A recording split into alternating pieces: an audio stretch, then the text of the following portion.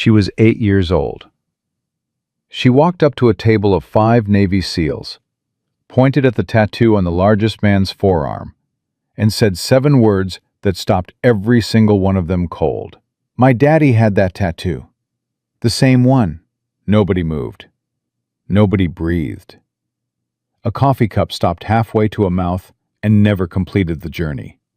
5 men who had operated in the darkest places on earth, who had made life and death decisions under fire without flinching, sat completely frozen in a highway diner in North Carolina and stared at a little girl like she had just reordered the entire universe. Because she had. If this story reaches something inside you, subscribe to our channel right now, hit that notification bell so you never miss a story, and drop a comment telling me what city you're watching from.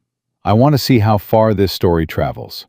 Now let's go back to the beginning, because this one started 6 years before that little girl ever walked through that diner door. Ryan Mercer was 30 years old and had already lived 3 lifetimes inside that age. He drove the same way he did everything else, quiet, deliberate, with his hands loose on the wheel and his eyes reading the road 300 meters ahead, the way his training had permanently rewired him to read everything. His NWU Type 3 jacket was folded on the back seat. He was in a plain gray shirt, but even out of uniform, every single person in that diner would have known what he was the moment he walked through the door. Some things don't wash off. It was the second Saturday of November, cold, the kind of gray North Carolina morning that settles into your chest and stays there. He had been making this drive for 6 years. Same highway, same exit, same diner on the same stretch of Route 17. Same 4 men waiting in the parking lot when he pulled in. Holt leaning against the hood with his arms crossed. Pierce sitting on the tailgate of his truck, staring at nothing. Becker standing with his coffee already in hand, like he had arrived an hour ago and was already done with the waiting. Navarro pacing slowly in a small circle the way he always did when he had too much energy and nowhere to put it. None of them greeted each other with much. A nod. A handshake that lasted a half-second longer than normal handshakes do. That was enough. These were not men who required words to establish that they were glad to see each other, or that being here, together, in this specific place, on this specific morning, was something that cost each of them something real and private, and that they came anyway. They were driving to a military cemetery 42 miles south of there. Jason Cole's headstone was in the 3rd row from the back. Ryan had memorized the path from the parking lot to the stone so completely that he could have walked it blind. He ordered black coffee at the counter and took his seat in the corner booth without thinking about it. The 5 of them filled the booth the way they always had, backs to the wall, full sight line to the door and both windows. Old habit. The kind that doesn't leave you even when you're just sitting in a diner that serves pie and plays country music low on the speakers. Your body keeps doing what it was trained to do, because your body is smarter than your intentions most of the time. "You eat anything today?" Holt asked him. "I'm fine." "That's not what I asked." "I had coffee at the house." Holt looked at him for a moment, the way a man looks at someone he has known long enough to know when they're lying, but has also known them long enough to know when pushing on it will only make things worse. He looked back at his menu. Pierce was the one who finally said the thing that none of them had said yet, the way Pierce always eventually said the thing nobody else would. He set his water glass down and looked at the center of the table and said, 6 years. Nobody responded to that immediately. They didn't need to. 6 years since a mountainside in northern Syria that none of them were officially allowed to talk about. 6 years since Jason Cole saw something coming a half second before anyone else did, and moved toward it instead of away from it, and gave every man at that table the rest of their lives as a result. 6 years, Navarro said quietly, like an echo, like confirming it made it more manageable somehow. Becker turned his coffee cup in slow circles on the table. I keep thinking about what he'd say if he could see us all sitting here, doing this every year. All serious, all quiet.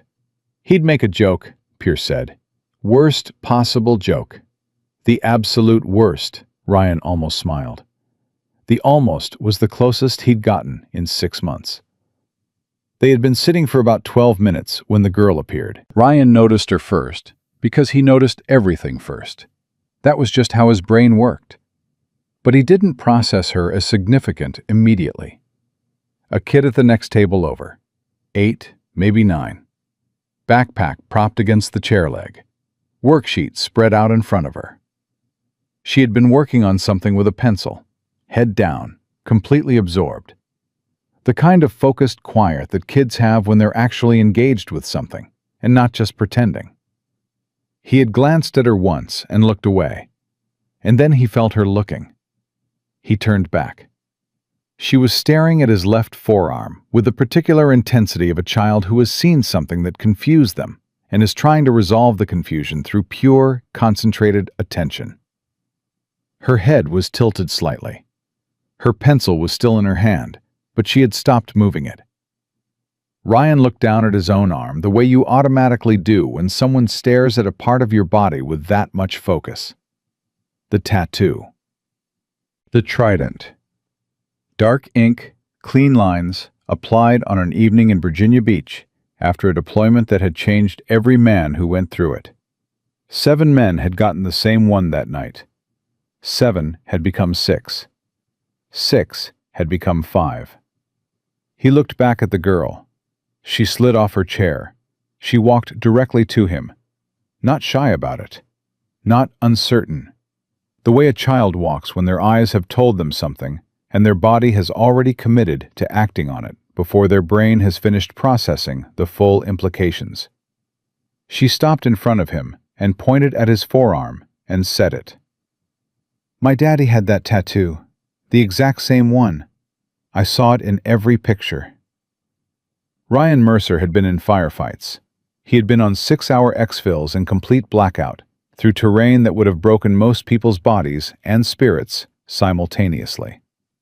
He had received news that men he loved were gone and had kept his face neutral and kept moving because the mission required it. He did not panic. He did not freeze. He was not built for freezing. He froze. Holt's coffee cup stopped moving. Pierce's hand went flat on the table. Becker looked up. Navarro, who had been mid-sentence about something completely unrelated, simply stopped talking and did not start again. The girl stood there and looked at all of them with the patient, untroubled expression of a child who has said a true thing and is simply waiting for the adults to process it and catch up. What's your daddy's name, sweetheart? Ryan asked. His voice came out careful, the voice of a man holding something fragile and not wanting to show that his hands were already shaken before he had finished asking the question. She answered without any hesitation at all. Jason. Jason Cole. The sound that moved through the booth was not a sound any of them made intentionally. It was the sound of 5 men absorbing the same thing at the same moment. A collective impact with nowhere to go. Like a pressure wave passing through them all at once, and leaving each of them slightly changed on the other side of it. Becker pressed his hand flat against his mouth. Navarro looked at the table and did not look up for a long moment. Holt made a sound low in his chest that he immediately swallowed. Pierce turned his face toward the window. Ryan looked at the little girl and could not speak for 3 full seconds, which was the longest 3 seconds he could remember experiencing since the morning they told him Jason wasn't coming home. You said he had that tattoo, he finally managed. Your daddy. Did he have it on his left arm? Right here?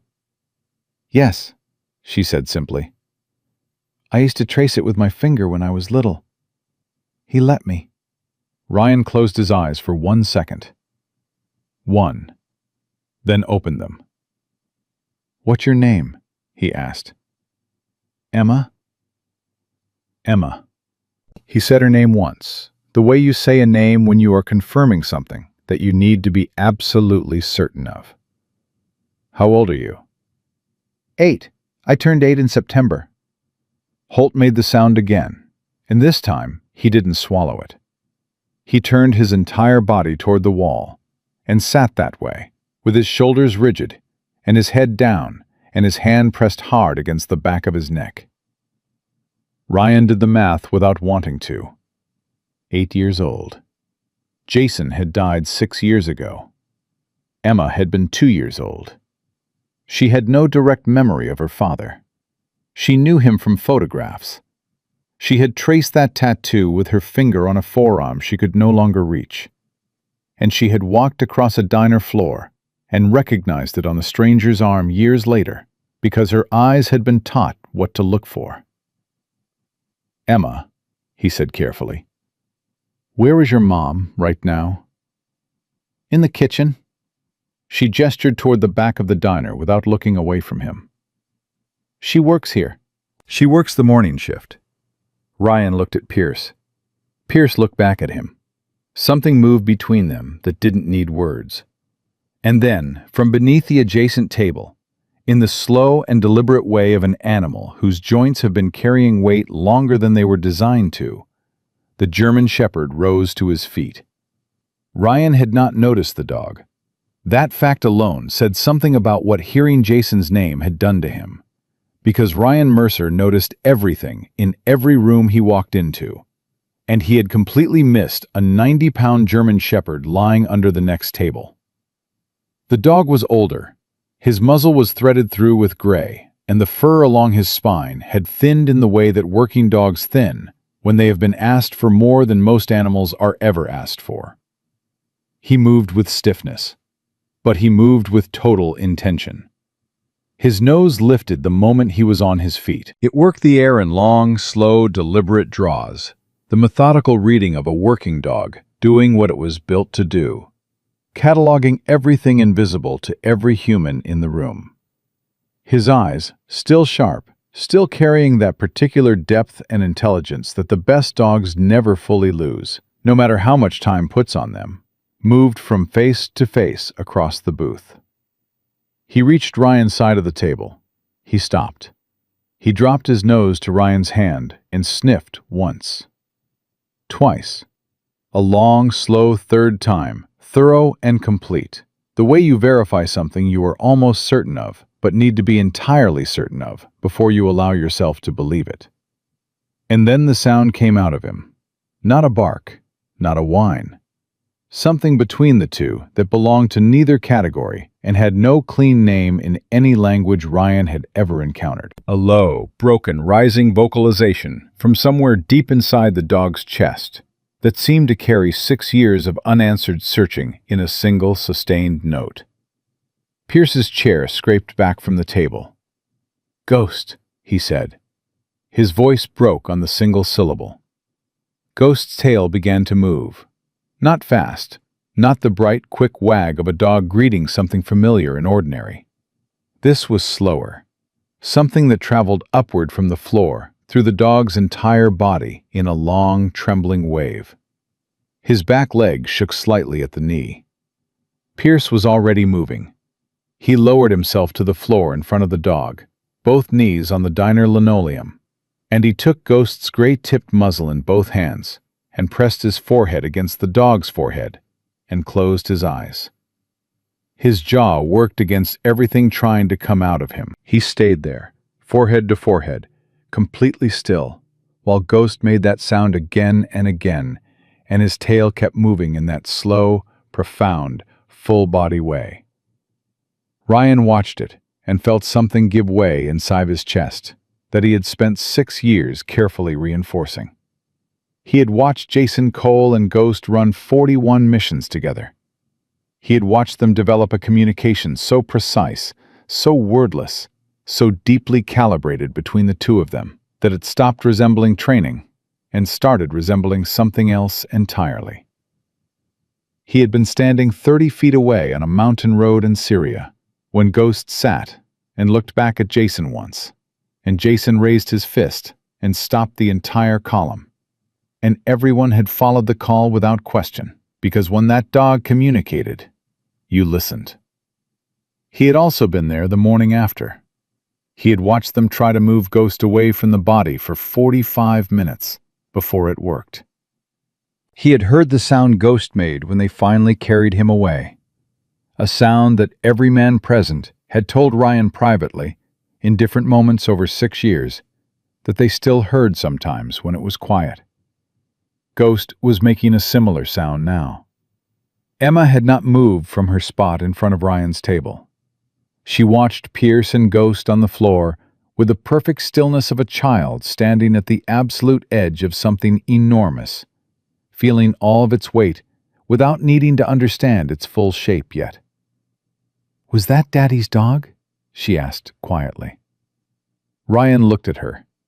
His throat was tight in a way it had not been in a very long time, and he was choosing every word with the precision of a man who understood that what he said in the next 30 seconds would stay with this little girl for the rest of her life.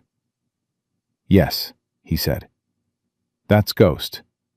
Your daddy and Ghost were partners for 2.5 years. Ghost has been with your family since before you can remember." Emma looked down at Ghost, still pressed against Pierce on the floor, still trembling, still making that low, continuous sound. Her expression was not scared or confused. It was something quieter than that, something that looked almost like recognition. "He cries sometimes," she said. "At night, when he thinks I'm asleep. I always wondered why."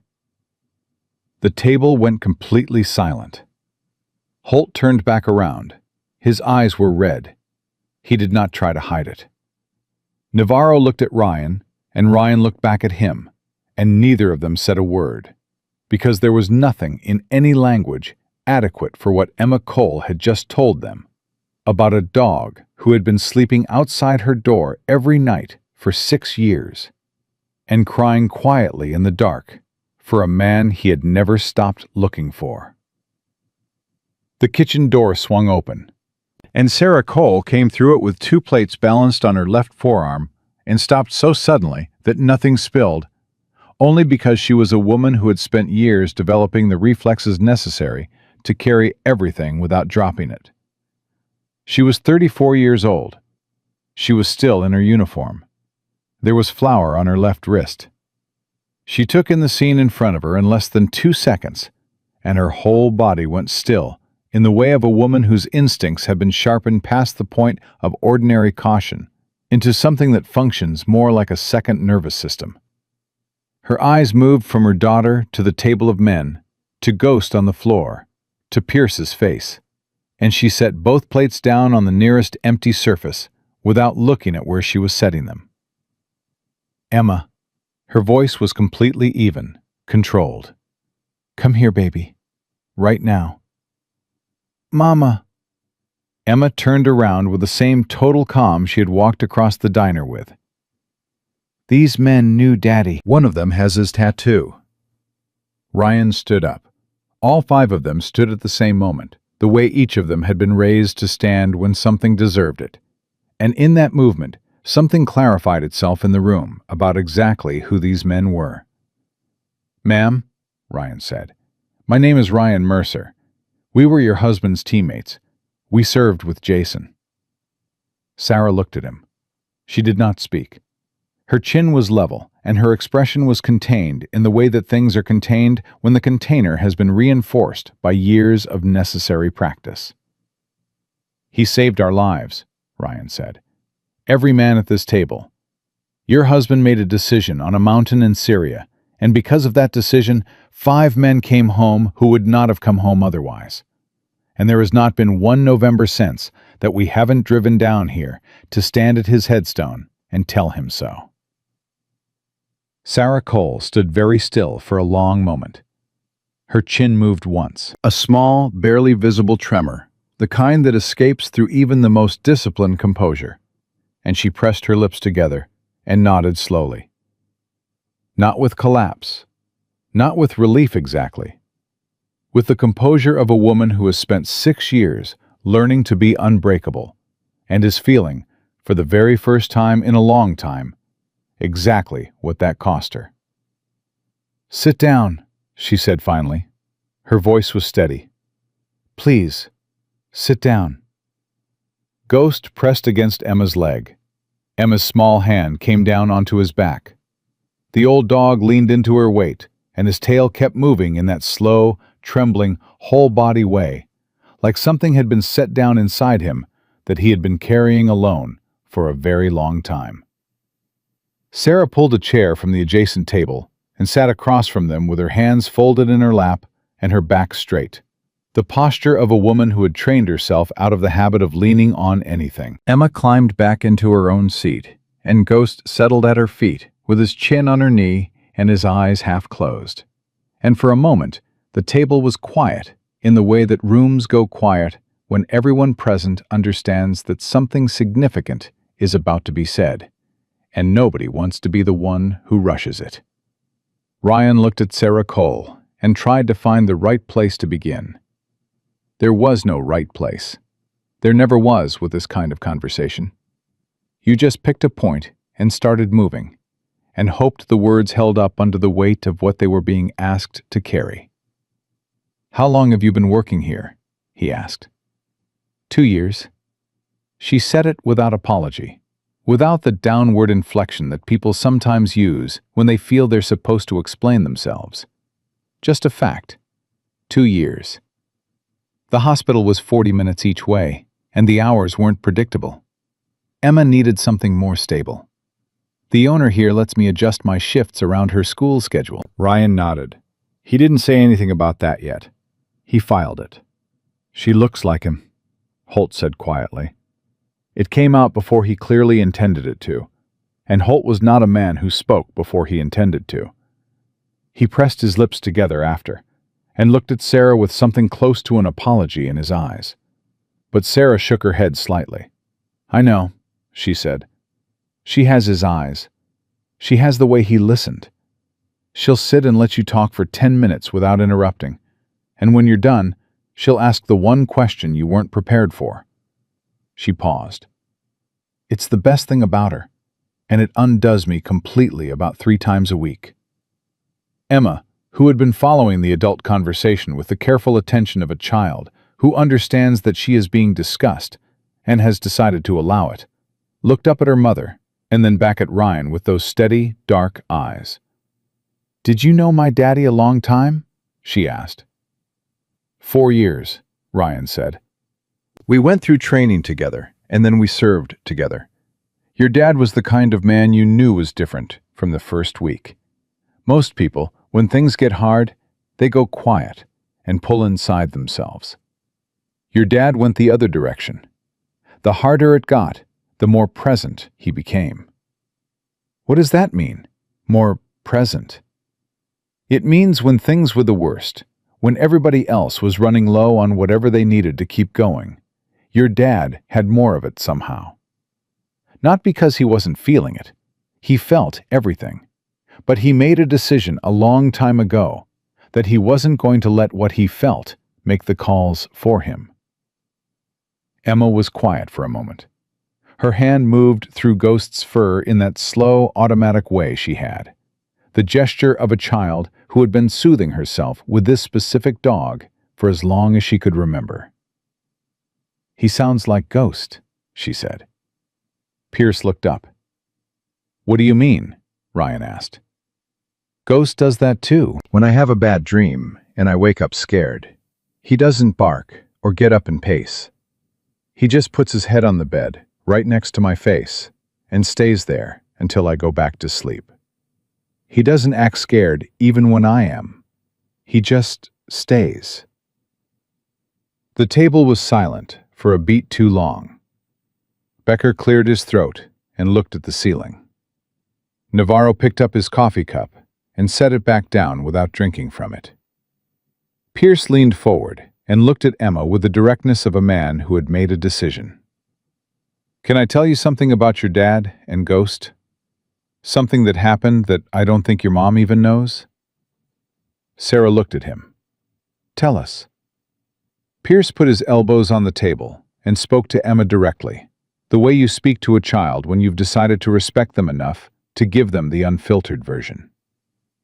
Your dad and Ghost had been working together for almost 2 years when this happened. We were in northern Syria, moving through terrain I can't describe to you in detail. But you need to know it was the kind of situation where every decision mattered, and there was no margin for error. 0. We were moving through a mountain pass, and everything felt wrong. Not loud wrong, quiet wrong. The kind of wrong that doesn't announce itself. It just sits in your chest and won't let you take a full breath. Emma was completely still. Sarah had not moved. Ghost stopped, Pierce continued. Not a slowdown, not a hesitation. He stopped, and he sat, and he looked back at your dad once. One look. And your dad raised his fist, and the whole column stopped. Nobody questioned it. Nobody asked for an explanation. When Ghost communicated, we listened. Because in 2 years, he had never been wrong. What was it? Emma asked. A device, buried in the road 40 meters ahead of us. If we had kept moving, all 5 of us at this table, plus your dad and Ghost, none of us would have made it off that mountain. Emma absorbed that. You could see her doing it. The careful interior processing of a child, taking something large and fitting it into a framework that her 8 years on Earth had given her. So Ghost saved everybody, she said. Ghost found it, Pierce said. Your dad stopped the column. It was both of them. It was always both of them. Sarah pressed both hands flat on the table. Her voice, when it came, was steady, but only just. He never told me specifics. He never told me anything specific. He'd call and say the work was hard and he missed us, and he'd ask about Emma, and then he'd ask about Ghost, like Ghost was here at home with us, and not right beside him in the field. Ghost came home with you when Jason deployed the last time, Ryan said. Jason made that arrangement himself. 6 weeks before, he put it in writing that if anything happened, Ghost was to come directly to you. Not back into rotation, not to another handler, to you and Emma. Sarah looked at him. I didn't know that was something he had to arrange specifically, she said. It's not standard. He made it happen anyway. Ryan paused. That tells you where his head was. He was thinking about what Emma would need before he was thinking about anything else. Sarah's jaw tightened. Not with grief exactly. With something more complex than grief. The particular expression of a woman learning a new dimension of a person she thought she had already fully known, and realizing the full shape of what she lost was even larger than she had understood. Ghost lifted his head from Emma's knee. His nose worked the air once, twice, and then he looked directly at Ryan with those clear, deep, ancient eyes, and held the look for a long moment before lowering his head again. He keeps doing that, Emma said, watching the dog, looking at you like he knows you. He does know me, Ryan said. Ghost and I spent a lot of time in the same places. He knew my smell before he knew my face. Does it make him sad to see you? Ryan looked at the dog and then back at the girl. I think it makes him feel something complicated. The same way it makes me feel something complicated to sit here and look at you. Emma considered that with the same seriousness she gave everything. Because we both remind each other of him. Yeah, Ryan said. Exactly that. Becker set his coffee cup down. When he spoke, his voice had the careful deliberateness of a man choosing to say something he had been holding for a long time and has finally decided the moment is right. Sarah, I have to ask you something directly, and I need you to answer me honestly. Not the version you give people when they ask how you're doing. The actual answer. Sarah met his eyes. Okay, how are you two really doing? The silence that followed was its own kind of answer. Sarah held his gaze and did not immediately speak. And in that pause, every man at the table heard what she was not saying. The 2 a.m. shifts, the electric tape on the backpack strap, The way she had set those plates down without looking at where she was putting them. Because a woman who works a diner shift while running a household alone has trained herself to keep both hands functional at all times. Because there is no one else's hands to fall back on. "We're managing," she said. "That's the version I said I didn't want," Becker said. Sarah looked at him for a moment, and then something gave slightly in her composure. Not a collapse, more like a single seam releasing pressure, and she exhaled through her nose and looked at the table. "The heating in the back of the house has been unreliable for 2 winters. Emma doesn't complain about it. She just started sleeping with extra blankets and didn't tell me until I found the blankets one morning and asked." She paused. "I've been applying for a position at the VA clinic for 8 months. I have the qualifications. I can't get the right person to look at my application." Ryan and Holt exchanged a look across the table. Not a dramatic look, a quiet one. The kind of look that functions as a complete conversation between men who have spent years communicating in compressed, efficient signals. "What's the position?" Ryan asked. "Patient care coordinator. I have my nursing background and 3 years of administrative experience. It pays almost double what I make here, and the hours are predictable." "Who's the hiring manager?" Sarah looked at him. "Why?" "Because Holt spent 4 years working with the Veteran Outreach Division in this region before he transitioned out, and he knows every administrator in the VA system from Virginia to Georgia." Ryan kept his voice level. "Just answer the question." Sarah told him the name. Holt pulled out his phone. "I'm sending a message right now," Holt said. "Not a recommendation, a personal call. Tonight." "You don't have to do that." "I know we don't have to," Ryan said. "That's not the category this falls into." Sarah looked at him for a long moment. Her chin did that thing again, the small, involuntary movement of a woman feeling something she has trained herself not to feel in front of other people, and she brought it back under control in less than 2 seconds. "Jason used to say that about you," she said quietly. Ryan went still. "What do you mean?" "He used to call home and talk about his team. He didn't use names, he used descriptions. The careful one, the funny one, the one who acts like nothing matters, but will quietly move a mountain for you before you realize he's doing it." She looked at Ryan steadily. "I always knew which one was you." The table held that in silence. Ghost's tail moved once, slow and deep, against the floor. Emma had her head bent over her worksheet again, but her pencil was not moving, and the expression on her face was the expression of a child who is pretending to read while actually listening to every single word the adults around her are saying, and storing all of it in the careful interior place where she kept everything that mattered most.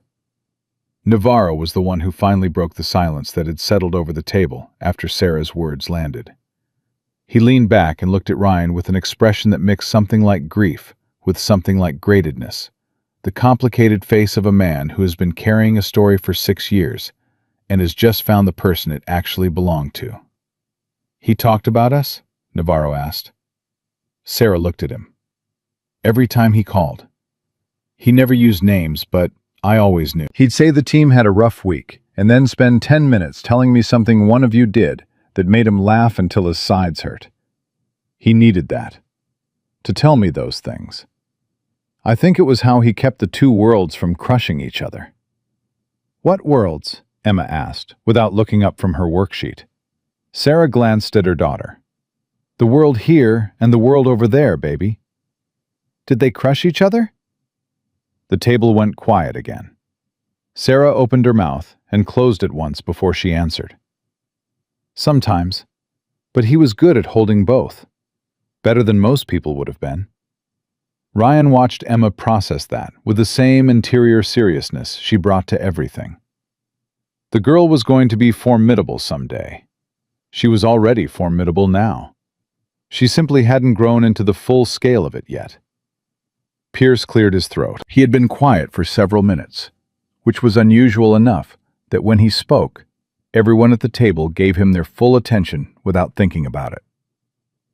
"Sarah, there's something we never told you. Something that happened 2 weeks before Jason died. I've been trying to figure out for 6 years whether you deserve to know it, and I've decided you do. Both of you do." He looked at Emma when he said both of you, and Emma set her pencil down. Sarah said, "Tell me." Pierce put both forearms on the table and looked directly at her. "We had a night off. Real downtime, which almost never happened. Jason spent 4 hours of it writing. Not in his journal. He always kept a journal. This was different. He asked the CO for paper and a pen, and he sat outside the bunk, and he wrote for 4 hours straight. And when he was done, he sealed it and gave it to me and told me to hold it." Sarah's breath changed. You could hear it. He said, quote, "If I come home, I'll take it back and burn it, and we'll never talk about it. But if I don't come home, you wait 1 year, and then you give it to Sarah." Pierce paused. He was specific about the 1 year. He said he didn't want you to have it while you were still in the acute part of the grief, because he didn't want the letter to become a crutch. He wanted you on your feet first. Sarah's hands had gone flat on the table. "You've had a letter from Jason for 6 years. "I have." "Pierce." "I know." "Why didn't you wait 1 year and bring it?" Pierce looked at his hands. "Because bringing the letter meant standing in front of you, and I couldn't do it. I couldn't do it at 1 year, and I couldn't do it at 2. And every year after that, it got harder instead of easier, because the longer I waited, the more I understood what I'd done by waiting, and I couldn't find a way to walk up to your door that didn't start with me telling you I had failed the one thing Jason specifically asked of me." The silence in the booth was absolute. Holt was staring at the table. Becker had his jaw clenched. Navarro had turned toward the window.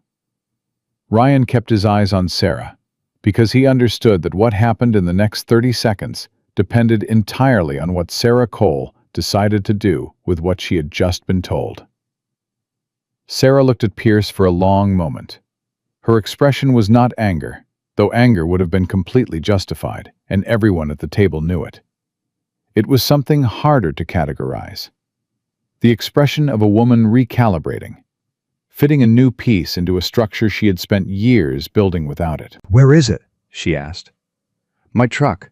I brought it every year. I just never made it through the door." "Go get it," she said. Pierce stood up immediately. He moved through the diner and out the front door, and the table sat with his empty seat for 90 seconds that felt much longer. Emma had turned completely sideways in her chair to watch the door. Ghost's ears were up. Pierce came back in with an envelope that had been handled carefully, but often. The kind of envelope that has been picked up and set down hundreds of times. The paper slightly softened at the edges from years of being held. He set it on the table in front of Sarah.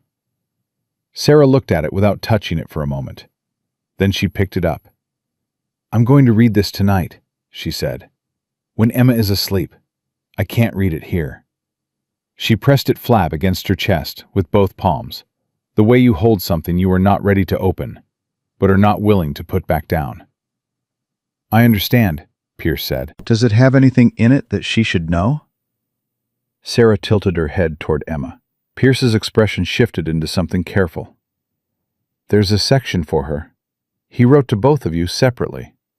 He said to use your judgment about when Emma was old enough." Emma looked at Pierce with those steady eyes. "I'm old enough now." "Emma," Sarah said. "I am, Mama. I'm not a baby."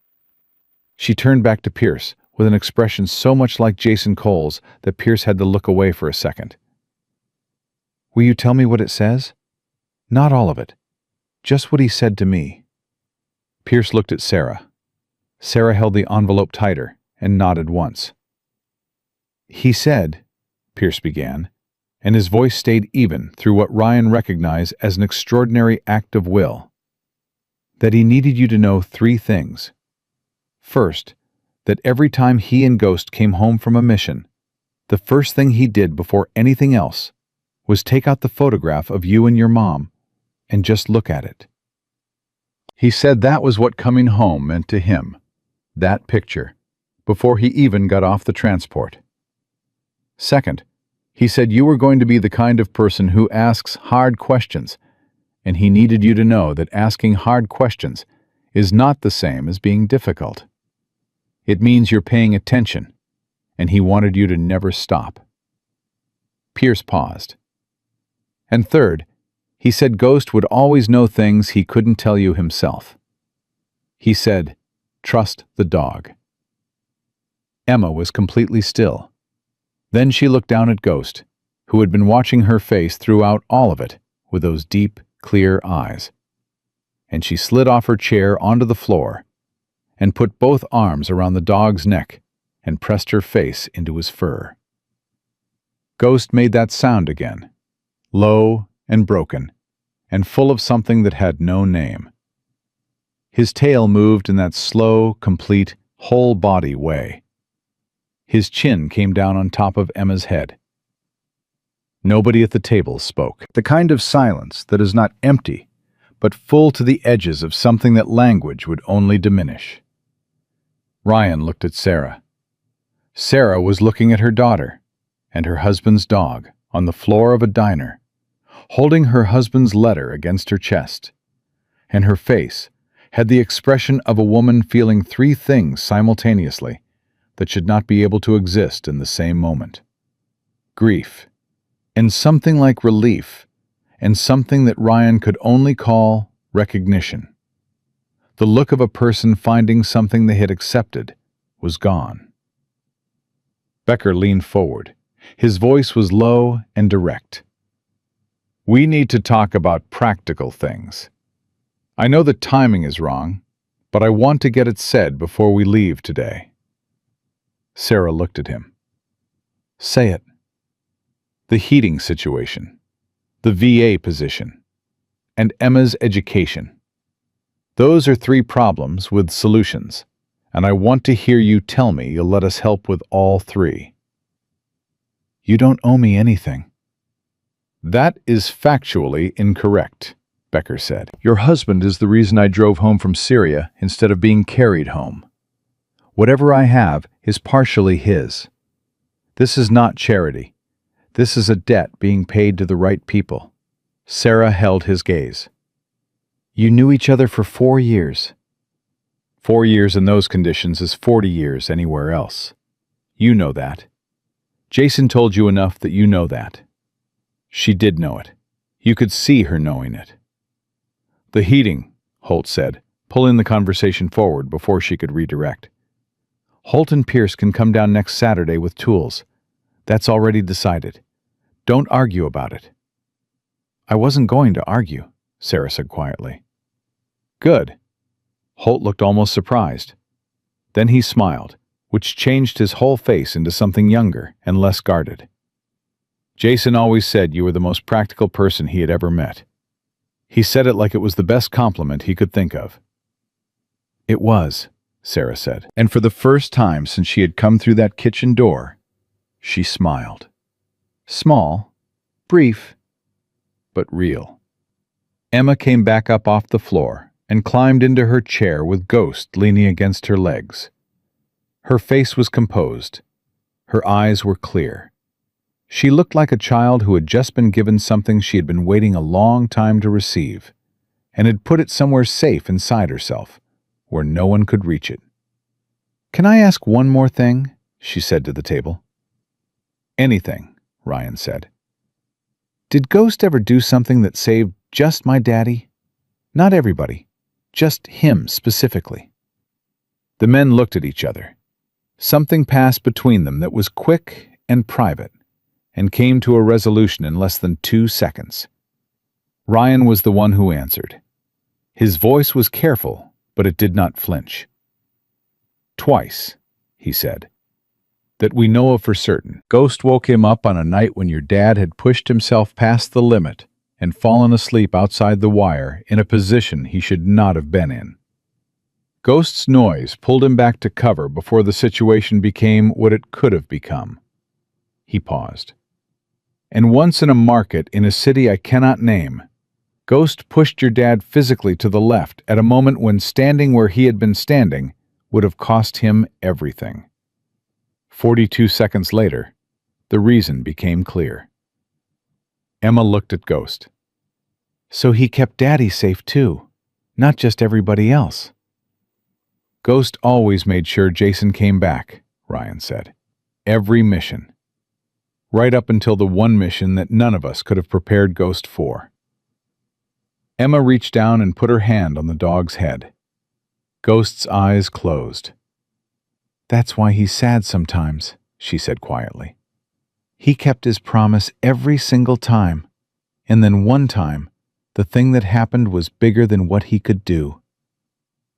The table was absolutely silent. Ryan looked at this 8-year-old girl with her father's eyes and her father's way of finding the center of things, and felt something shift in his chest that he did not have a precise name for, but that felt, for the first time in 6 years, less like a wound and more like something being set down. Yeah, he said. That's exactly why. Ghost pressed his head harder into Emma's palm, and Sarah Cole held her husband's letter tighter and looked at the 5 men her daughter had found in a diner on a November morning, and understood, with the particular clarity of a woman who has been strong alone for a very long time, that something was about to change. They stayed until the lunch rush started, and the diner filled with noise that didn't belong to them. Sarah had a shift to finish. Emma had homework that wasn't going to complete itself. The 5 men had a cemetery 42 miles south that was still waiting for them. But none of them moved to leave until Sarah stood first, and even then the movement was slow and reluctant. The way people leave a place when they understand something real happened there, and walking out means accepting that the moment is finished. Ryan stood at the door while the others filed out, and looked back at Emma, who was packing her worksheet into her backpack, with Ghost standing at her knee. She looked up and caught him looking. "Will you come back?" she asked. No hesitation, no performance, just a direct question from a child who had learned early that the adults in her life sometimes disappeared, and had decided she was old enough to ask about it in advance. Ryan held her gaze. Yes. Promise?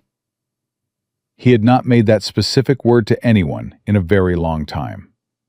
He understood what it cost, and what it required, and he did not say it lightly. Promise. Emma nodded once, the way her father used to nod when something was settled, and went back to her backpack. In the parking lot, the cold hit them all at once, and they stood in a loose cluster by the trucks without immediately moving toward them. The sky had gone from iron gray to something darker, and the wind had picked up, and none of them said anything for almost a full minute. Holt spoke first. The house. Next Saturday, Pierce said. I'll bring the parts. I'll bring Kowalski. He did HVAC before he enlisted. He'll know what he's looking at. Ryan looked at Becker. The VA position. Can your contact actually move that application, or is it going to stall again at a different level? It's not going to stall, Becker said. I'm not sending a message. I'm calling him tonight from my personal cell, and I'm telling him specifically what I need and why.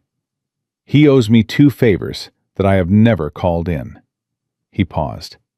I'm calling them both in on this. Both of them on one call, Navarro said. Both of them. Sarah Cole gets that position, or I find out exactly which desk it's dying on, and I walk into that building, personally. Nobody questioned whether he meant it. Navarro was quiet for a moment, and then said the thing that had been sitting under the surface of the conversation since they were still inside. Pierce, you carried that letter for 6 years. Pierce looked at him. I'm not coming at you, Navarro said. I just need to say it out loud once. You carried that for 6 years, and you drove down here every November with it in your truck, and you couldn't make yourself walk through the door. I know what I did. I know you know. I'm saying the rest of us didn't know, and we should have asked. Navarro looked at Ryan. We should have asked each other what we were carrying. We spent 6 years showing up here together and driving to that cemetery and standing at that stone, and none of us ever once asked each other what we hadn't handled yet. The parking lot was quiet enough that you could hear the highway 200 meters off. Ryan looked at the ground, and then at the sky, and then at the 4 men standing in a loose circle with him in the cold November air. He thought about 6 years of November mornings. 6 years of the same highway, and the same diner, and the same stone. 6 years of all 5 of them arriving with their weight distributed carefully so nothing showed, because they had been trained to manage weight without showing it, and because showing it felt like a failure of something, though none of them could have named precisely what. He'd be angry at us, Ryan said. Holt looked at him. Jason. He'd be angry that it took 6 years and a chance encounter with his 8-year-old daughter to get us into that diner having a real conversation. Ryan kept his voice level. He'd say something funny about it that would make us all feel worse and better simultaneously. And then he'd tell us to fix it. Becker almost smiled. He absolutely would. So we fix it, Ryan said, starting with next Saturday and the heat in that house. And then we keep fixing it. Whatever needs fixing, we fix it. That's the job now. Nobody argued. Nobody needed to. They drove the 42 miles south in 2 trucks. Ryan and Holt in one, Pierce and Becker and Navarro in the other. The same formation they always took on this drive. And the road was quiet, and the trees on both sides had gone mostly bare, and the gray sky pressed down low on everything. Ryan drove the way he always drove this particular stretch of highway. Not fast, not slow. With the deliberateness of a man completing something that required care. The cemetery was the kind of place that has been built for exactly one purpose, and does that purpose without apology. The rows were clean. The stones were well kept. The paths between them were clear. Ryan had walked this specific path from the parking lot to the 3rd row from the back so many times that his feet knew where to turn before his eyes confirmed it. Jason Cole's stone was the same as it had always been. Rank, name, dates, the seal of the United States Navy. A challenge coin that someone had left on the last visit was still balanced on the top edge where it had been placed. Ryan reached out and steadied it without thinking about it. He stood there for a while without speaking. That was how he always started, standing in the silence and letting the 6 years of distance compress into something manageable before he tried to put words to any of it. Then he said, quietly, to the stone, "We found them." The wind moved through the trees behind him. Emma found us, technically. She walked across a diner floor and pointed at my arm and said your name, and every single thing we had been not doing for 6 years became completely unacceptable in about 4 seconds. He paused. She has your eyes. She has the way you listened. She asked Pierce a hard question about Ghost, and she didn't look away from the answer once. You would not be able to stand how proud of her you'd be.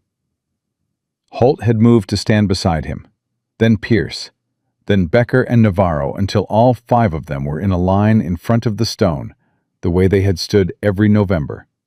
Except this November, something was different in all of them that had not been there the year before. Ghost recognized us, Pierce said to the stone. The second Ryan walked in. He came up off the floor, and he went straight to him, and he made that sound. You know the one.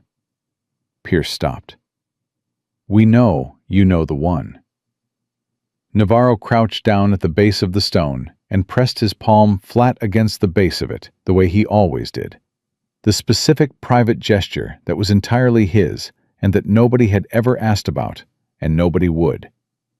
He stayed there for a moment and then stood back up. Becker said, "Sarah's been working a diner shift for 2 years to keep Emma's schedule stable. The heat in the back of the house has been out for 2 winters. Emma fixed it by sleeping under extra blankets and didn't tell her mother until Sarah found them." He stopped. "That's your daughter. That's exactly your daughter. She solved the problem herself and didn't make it anyone else's burden. You built that." Another pause. "We're going to fix the rest of it. All of us.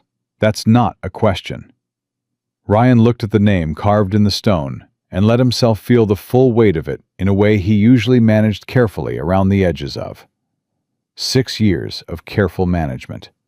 6 years of showing up here and saying the important things in the compressed, efficient language of men who have been trained to communicate under pressure. 6 years of driving home after and going back to the lives Jason's decision had given them. And all that time, 42 miles north, Sarah Cole had been adjusting her shifts around a school schedule, and Emma Cole had been sleeping under extra blankets, and Ghost had been lying outside a little girl's door at night, making sounds in the dark for a man he had never stopped searching for. The thing that moved through Ryan's chest then was not entirely grief, though grief was part of it. It was the particular weight of understanding the full size of a debt that had been accumulating interest for 6 years. "We're not just coming back for November," he said to the stone. "That's done. We're coming back because there are 3 people up that road who needed us years ago and got shortchanged because we were too busy managing what it cost us to show up." His voice was steady. "No more of that.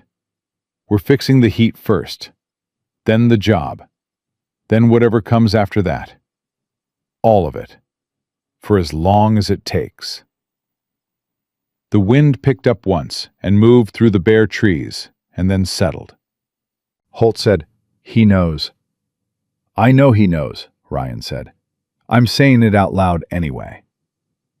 They stood there a while longer in the cold and the quiet.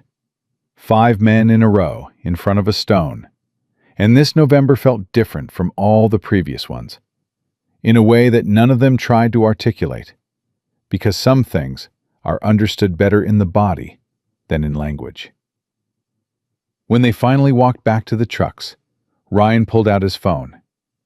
He had a message from a number he didn't have saved. It had come in 40 minutes ago, while they were at the stone. The message said, "She read the letter tonight after Emma went to sleep. She said to tell you that he wrote about all of you. She said he called you the one who moves mountains quietly, so nobody has to watch him do it. She said thank you, both of us." It was from Sarah's number. He knew it was Sarah's number. At the bottom of the message, added separately, in the slightly uneven typing of a child who had borrowed her mother's phone. "This is Emma. Ghost is asleep. His legs are moving like he's running somewhere good. I think he found him tonight." Ryan stood in the parking lot of a military cemetery on a cold November evening and read that message twice, and then put his phone away and stood with his eyes closed for 30 seconds. Then he opened them and got in the truck. "Everything okay?" Holt asked. "Yeah," Ryan said. "Everything's okay." He started the engine. He pulled out of the lot. He drove north on the same highway he had been driving for 6 years, in the same direction, toward the same town, but for an entirely different reason than he had ever driven it before. The following Saturday arrived with the kind of cold that meant business. Holt showed up at Sarah's door at 8 in the morning with Pierce and a man named Kowalski, who had done HVAC before 2 combat deployments had rerouted his life. And the 3 of them went to work on the heating system in the back half of the house, with the focused efficiency of people who did not require supervision or appreciation to complete the task. Ryan and Becker and Navarro arrived an hour later. Ryan carried 2 bags of groceries because he had decided unilaterally that whatever happened in that house today, the people in it were going to eat a real meal. And nobody had argued with him about it, because nobody ever argued with Ryan Mercer when he made a decision in that particular tone of voice. Emma opened the door before anyone knocked. She had been watching from the window. Ghost was at her heel, tail already moving in that slow, deep way that had started the week before in the diner and had not fully stopped since. He pressed his nose against Ryan's hand the moment Ryan stepped through the door and held it there for 3 seconds before stepping back. The greeting of a dog who has established something and is simply confirming it remains true. "You came back," Emma said. "I said I would." "I know. I just wanted to say it out loud." She stepped back and let them in, and then added, with the precision of a child who has been tracking logistics, "Mom is upstairs. She read the letter again this morning. She's been up there for a while." Ryan and Becker exchanged a look. "Should someone go up?" Becker asked quietly. "She said she's fine," Emma said. "But she said it the way she says it when she's not completely fine, but is working on it." "Give her the time," Ryan said. Emma accepted that with a nod and led them toward the kitchen, Ghost moving at her side with the settled, purposeful ease of an animal that has spent years learning the exact dimensions of his responsibility and carries them without complaint. The house was warm in the front rooms and noticeably cold in the back. Kowalski was already in the utility space, making sounds that suggested he had located the problem and was unhappy about how long it had been left unaddressed. Holt's voice carried from the same direction, asking technical questions in the clipped shorthand of a man who grew up around tools and never fully left that part of himself behind, regardless of everything that came after. Ryan put the groceries down in the kitchen and started cooking without asking permission. That was the only way to do it.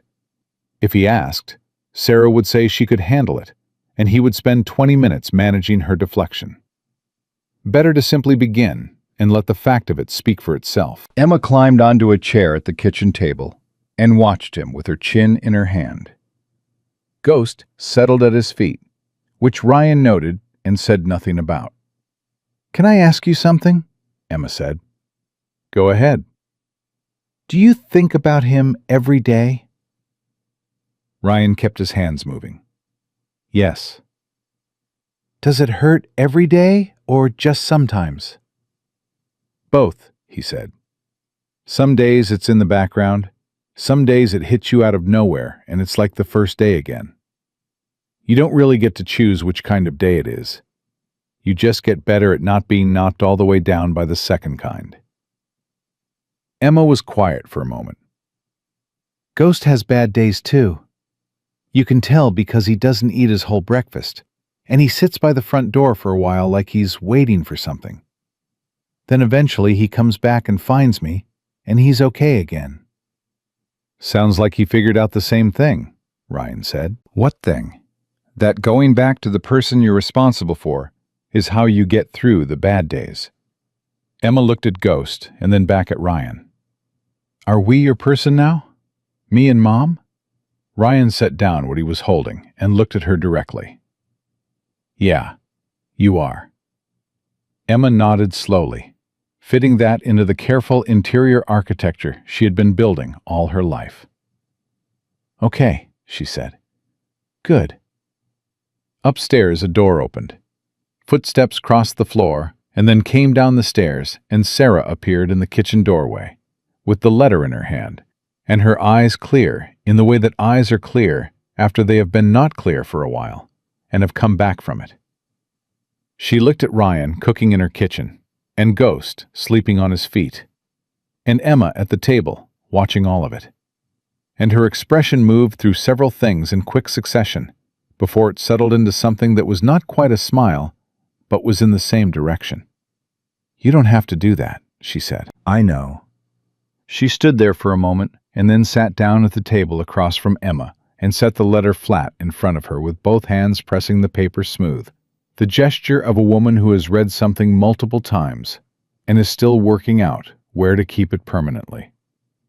"He wrote about you specifically," she said to the kitchen, to Ryan's back. "Not by name.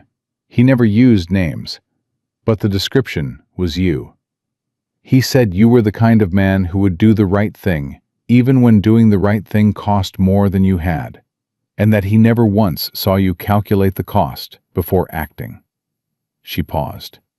He said that was either the bravest thing he'd ever seen or the most reckless, and he'd never fully decided which.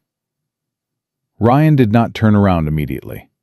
He stood still for a moment, and then continued what he was doing. "What do you think?"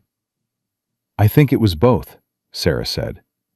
"I think he knew it was both, and he loved you for it." From the back of the house came the sound of something mechanical engaging, a low, consistent hum building from nothing, and then Kowalski's voice saying one clear word that carried through 2 walls and a hallway. "Done!" Emma's head snapped up. "Is that the heat?" Holt appeared in the kitchen doorway, with his sleeves rolled up, and his expression carrying the particular satisfaction of a man who has fixed a thing that needed fixing. "Back half of the house is running. Should be fully warm back there within the hour." The unit was not in great shape. Kowalski is making a list of parts that should be replaced before spring. Nothing urgent, but don't wait on it. Sarah opened her mouth. "Not a discussion," Holt said, not unkindly. "Just a list. Kowalski will get the parts and come back. It's already decided." Sarah closed her mouth and then said carefully, "Thank you. I mean that. I'm not going to make a speech about it, just thank you." "Jason fixed a water line at my apartment once at 2 in the morning when I called him because I didn't know anyone else who would come," Holt said. "He didn't make a speech about that either. He just came." He disappeared back into the hallway. Emma leaned toward her mother. "Are they always like this?" "Like what?"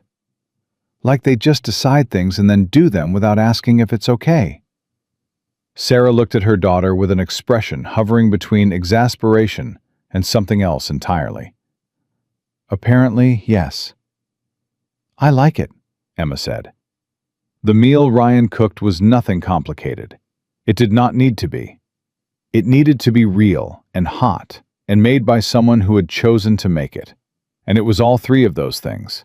And when 7 people sat down around a table that had not seated 7 people in 6 years, the way that fact settled over the room was something nobody remarked on, because remarking on it would have been smaller than the thing itself. Navarro sat across from Emma and spent 10 minutes letting her quiz him on things she had decided she wanted to know about her father's team. Hard, specific questions that she asked one after another with no gap between them. And Navarro answered every single one directly without softening the edges, which Emma clearly noticed and clearly respected. "Were you scared of him?" she asked. Navarro thought about it genuinely instead of reaching for an easy answer. "Not scared of him. Scared of letting him down. That's different." "How?" "Being scared of someone means you're protecting yourself from them. Being scared of letting them down means you care more about them than you care about yourself."